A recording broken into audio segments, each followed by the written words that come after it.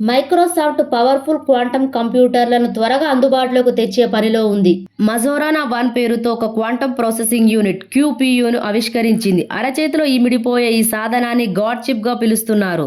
ఇది కంప్యూటింగ్ తీరును సమూలంగా మార్చివేయనుందని, మెటీరియల్ సైన్స్, ఆర్టిఫిషియల్ ఇంటెలిజెన్స్, కొత్త ఔషధాల ఆవిష్కరణ లాంటి రంగాల్లో విప్లవాత్మక మార్పులు చోటు చేసుకుంటాయని నిపుణులు చెబుతున్నారు. ఈ సాధనం టోపోలాజికల్ కోర్పై నిర్మితమైన తొలి క్వాంటం ప్రాసెసింగ్ యూనిట్ అని మైక్రోసాఫ్ట్ పేర్కొంది. పదార్థానికి సంబంధించి కొత్తగా కనుగొన్న స్టేట్ సహాయంతో ఈ చిప్ పనిచేస్తుంది. ఘన, ద్రవ, వాయు అనే 3 దశల్లో మాత్రమే పదార్థాలు ఉంటాయని మనం చిన్నప్పుడు పాఠ్యపుస్తకాల్లో చదువుకున్నాం. నేడు ఆ భావన మారిందని మైక్రోసాఫ్ట్ CEO సత్య నాదెల్ల పేర్కొన్నారు. టోపో కండక్టర్స్ అనే కొత్త రకం పదార్థం వల్ల ఈ ఆవిష్కరణ సాధ్యమైందని తెలిపారు. క్వాంటం కంప్యూటర్లలో ఒక ముఖ్యమైన ఇబ్బంది ఉంది. ఇలాంటి కంప్యూటర్లలో క్యూబిట్లు ముఖ్యమైనవి. అయితే ఈ క్యూబిట్లు స్థిరంగా ఉండవు. ఇవి ఎటువంటి లోపం లేకుండా పనిచేయడానికి దాదాపు -270°C ఉష్ణోగ్రతలు అవసరమవుతాయి. అంత శీతల వాతావరణాన్ని కల్పించినా కూడా కొన్నిసార్లు వాటిలో లోపాలు వస్తూనే ఉంటాయి. ఈ సమస్యను టోపో కండక్టర్లతో అధిగమించినట్లు మైక్రోసాఫ్ట్ చెబుతోంది. ఇవి క్యూబిట్లను స్టేబుల్ గా ఉండేలా చూస్తాయి. దీంతో క్యూబిట్లు మరింత ఖచ్చితత్వంతో పనిచేయడానికి వీలు కలుగుతుంది. దాదాపు 20 సంవత్సరాల పరిశోధన తర్వాత క్వాంటం టెక్నాలజీని ఉపయోగించి అరచేతిలో ఇమిడిపోయే క్వాంటం ప్రాసెసింగ్ యూనిట్ ని మైక్రోసాఫ్ట్ తయారు చేసింది. దీని ద్వారా మిలియన్ క్యూబిట్ క్వాంటం కంప్యూటర్ ని కొన్ని సంవత్సరాల లోపే తయారు చేసే అవకాశం ఉందని చెబుతోంది. క్వాంటం కంప్యూటింగ్ గరిష్ట స్థాయిని అందుకోవాలంటే ఆ చిప్లలో కనీసం 10 లక్షల క్యూబిట్లను అమర్చాల్సి ఉంటుందని శాస్త్రవేత్తలు అంచనా వేశారు. ఈ దిశగా మజోరానా 1 చిప్తో ఒక ముందడుగు పడినట్లని మైక్రోసాఫ్ట్ చెబుతోంది. టోపో కండక్టర్లతో తయారైన క్యూబిట్లు చాలా వేగంగా, విశ్వసనీయంగా పనిచేస్తాయి. వాటి పరిమాణం కూడా చాలా చిన్నగా ఉంటుంది. అది మిల్లీమీటర్లో 100వ వంతు మాత్రమే ఉంటుంది. దీన్ని బట్టి మిలియన్ క్యూబిట్ ప్రొసెసర్ రూపకల్పన దిశగా స్పష్టమైన ముందడుగు పడినట్టే అని సత్య నాదెల్ల తెలిపారు.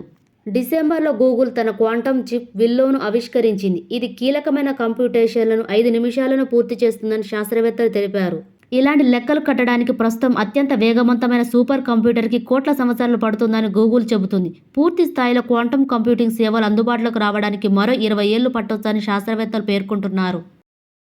యూరోపియన్ స్పేస్ ఏజెన్సీకి చెందిన యూక్లిడ్ స్పేస్ టెలిస్కోప్ NGC 6505 అనే గ్యాలక్సీ చుట్టూ అరుదుగా ఏర్పడే ఐన్స్టీన్ వలయాన్ని ఫోటో తీసింది. డార్క్ మ్యాటర్ గ్యాలక్సీ లేదా గ్యాలక్సీల సముదాయం చుట్టూ ఏర్పడే కాంతి వలయాన్ని ఐన్స్టీన్ రింగ్ అంటారు. అంతరిక్షంలో సుదూర నక్షత్ర మండలం నుంచి వచ్చే కాంతి అన్ని వేళల్లో స్ట్రైట్ లైన్లో ప్రయాణించదు. దీనికి అడ్డుగా వచ్చే భారీ వస్తువుల చుట్టూ వంగుతూ సాగుతుంది. ఉదాహరణకు భూమికి కొన్ని వేల కోట్ల కాంతి సంవత్సరాల దూరంలో ఉన్న గ్యాలక్సీకి మధ్యలో NGC 6505 వంటి భారీ గ్యాలక్సీ ఉంటే అడ్డుగా ఉన్న ఈ గ్యాలక్సీ గురుత్వాకర్షణ కటకం గ్రావిటేషనల్ లెన్స్ లా పనిచేస్తుంది. ఇది దాని చుట్టూ కాంతి వంగిపోయేలా చేస్తుంది. అప్పుడు గ్యాలక్సీ చుట్టూ సంపూర్ణ వలయంగా ఏర్పడుతుంది. ఇలాంటి వలయాలు డార్క్ మ్యాటర్ గురించి అరుదైన విషయాలను తెలుసుకోవడానికి వీలు కల్పిస్తాయి. ఈ డార్క్ మ్యాటర్ మన కళ్ళకు కనిపించదు, కానీ విశ్వంలో సుమారు 85% దీంతోనే నిండి ఉంది. NGC 6505 చుట్టూ బలమైన గురుత్వాకర్షణ కటకం గురించి ఇప్పటి వరకు తెలియదు. గోళాకారంలో ఉండే దీన్ని వివిధ తరంగ దైర్ఘ్యాలతో దశాబ్దాలుగా పరిశీలిస్తున్నారు. కానీ ఇది ఖగోళ కటకంగా పనిచేస్తుందనే విషయాన్ని ఎప్పుడూ గుర్తించలేదు. యూక్లిడ్ టెలిస్కోప్ దీని వైపు చూసినప్పుడు మాత్రమే ఈ విషయం అర్థమైంది. పూర్తి ఐన్స్టీన్ వలయం స్పష్టంగా ప్రత్యక్షమైంది. NGC 6505 లాంటి భారీ నక్షత్ర మండలం చుట్టూ ఇలాంటి రింగును గుర్తించడం ఇదే మొదటిసారి. యూక్లిడ్ టెలిస్కోప్కి చెందిన visible camera, near infrared spectrometer, photometer దీన్ని అత్యంత స్పష్టంగా చిత్రించాయి. వెబ్ ఇమేజర్ పరికరం దీన్ని మరింత స్పష్టంగా తీర్చిదిద్దింది. ఈ సహజ గురుత్వాకర్షణ కటకం కోట్లాది ఏళ్లుగా కాంతిని వంచుతున్న తీరును ఖచ్చితంగా చూపించింది. ఐన్స్టీన్ వలయాలు గురుత్వాకర్షణ, కృష్ణ పదార్థాలను అర్థం చేసుకోవడానికే కాకుండా గురుత్వ భూతద్దాలుగాను గ్రావిటేషనల్ లెన్సింగ్ మ్యాగ్నిఫికేషన్ గా ఉపయోగపడతాయి. NGC 6505 కటక ప్రభావం దాని వెనక కాంతి వనరును వివరంగా చూపించడం వల్ల మరింత లోతుగా అన్వేషించడానికి వీలవుతుంది. ప్రస్తుత టెలిస్కోప్ టెక్నాలజీతో ఇది సాధ్యం కాదు. గురుత్వ భూతద్దాల సాయంతో తొలి నక్షత్ర మండలాలు, నక్షత్ర విస్ఫోటం, చివరికి సౌరమండలం అవతలి గ్రహాల వాతావరణాలను పరిశీలిస్తున్నారు. NGC 6505 చుట్టూ ఆవిష్కృతమైన ఇలాంటి మరిన్ని వలయాలను గుర్తించగలిగితే విశ్వం పుట్టుక, నక్షత్ర మండలాల ఆవిర్భావ రహస్యాలు బయటపడే అవకాశం ఉంది. ఐన్స్టీన్ వలయాల మీద అధ్యయనం నిత్య జీవితంలో వాడే టెక్నాలజీకి ఉపయోగపడుతుంది. స్కాన్ల వంటి medical imaging, optical lens design, చివరికి టెలికమ్యూనికేషన్ వంటి వాటికి ఈ గురుత్వాకర్షణ కటక సూత్రాలే వర్తిస్తాయి. తీవ్ర గురుత్వాకర్షణ పరిస్థితుల కింద కాంతి ఎలా వంగుతుందనేది అర్థం చేసుకోగలిగితే అత్యంత రెజల్యూషన్ ఇమేజింగ్ వ్యవస్థలను అభివృద్ధి చేయవచ్చు. టెలిస్కోప్లు, ఎంఆర్ఐ స్కాన్ల వంటి వాటికి శక్తి పెరుగుతుంది. ఆర్టిఫిషియల్ ఇంటెలిజెన్స్, మెషిన్ లెర్నింగ్, భారీ డేటా ఎనాలిటిక్స్ రంగాల్లోనూ ఉపయోగపడతాయి. ఖగోళంలో వస్తువుల చుట్టూ కాంతి వంగి ప్రకాశించగలదని ఐన్స్టీన్ తన రిలేటివ్ థియరీ సాపేక్ష సిద్ధాంతంలో ప్రతిపాదించారు. అందుకే వీటిని ఆయన పేరుతో పిలుస్తారు. తొలి ఐన్స్టీన్ రింగును 1987లో గుర్తించారు. అప్పటి నుంచి చాలానే బయటపడ్డాయి. అయితే ఇవి అరుదుగా కనిపిస్తాయి. 1% కన్నా తక్కువ నక్షత్ర మండలాలే ఇలాంటి వలయాలు కలిగి ఉంటాయి. ఇవి మన కళ్ళకు కనిపించవు. యూక్లిడ్ వాడి టెలిస్కోప్లతోనే చూడొచ్చు. ఈ సంవత్సరం మన దేశంలో ఇంటర్నెట్ వినియోగించే వారి సంఖ్య 90 కోట్లను అధిగమించనుంది. డిజిటల్ కంటెంట్ కోసం ప్రాంతీయ భాషల వినియోగం పెరగడమే దీనికి కారణమని IAMAI కాంటార్ నివేదిక వెల్లడించింది. The internet in India report 2024 పేరుతో ఈ నివేదికను విడుదల చేసింది. 2023తో పోలిస్తే 2024లో ఇంటర్నెట్ వినియోగదారుల సంఖ్య 8% పెరిగి 88.6 కోట్లుగా ఉంది. గ్రామాల్లో 48.8 కోట్ల మంది ఇంటర్నెట్ వినియోగదారులు ఉన్నారు. మొత్తం ఇంటర్నెట్ జనాభాలో గ్రామీణ వాటా 55%గా ఉంది. దేశంలో ఇంటర్నెట్ వినియోగించడంలో ప్రాంతీయ భాషలు కీలక పాత్ర పోషిస్తున్నాయి. భారత భాషల్లోని కంటెంట్ 98% మంది ఇంటర్నెట్ వినియోగదారులు వాడుతున్నారు. తమిళం, తెలుగు, మలయాళం ఇందులో ముందున్నాయి.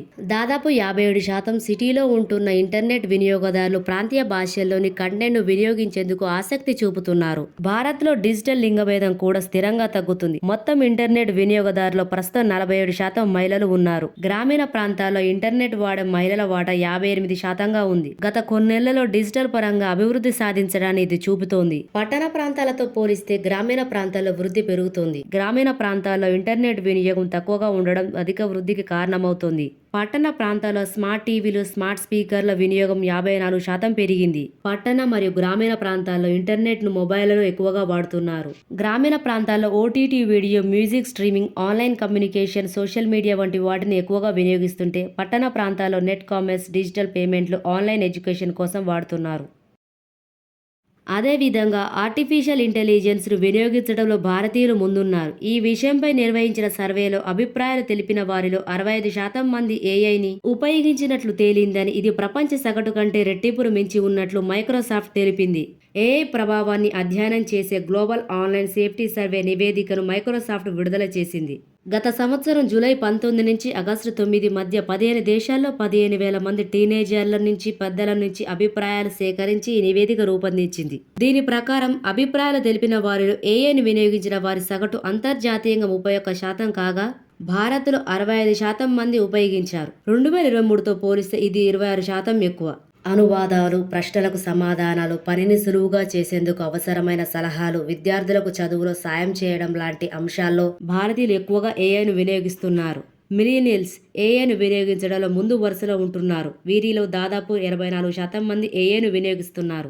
భారతీయ తల్లిదండ్రులకు తమ పిల్లల డిజిటల్ ఉపయోగంపై అవగాహన గతంతో పోలిస్తే పెరిగింది. అయినా AI గురించి దేశంలో సందేహాలు ఉన్నాయని, ఆన్లైన్లో దుర్వినియోగం, డీప్ ఫేక్ స్కామ్లపై ఆందోళన వ్యక్తమవుతుందని మైక్రోసాఫ్ట్ నివేదిక వివరించింది. 18 ఏళ్లలోపు పిల్లలు AIను వాడుతున్నారని, టీనేజర్లు 80% కంటే ఎక్కువగా ఆన్లైన్ మోసాలను ఎదుర్కొన్నారని పేర్కొంది.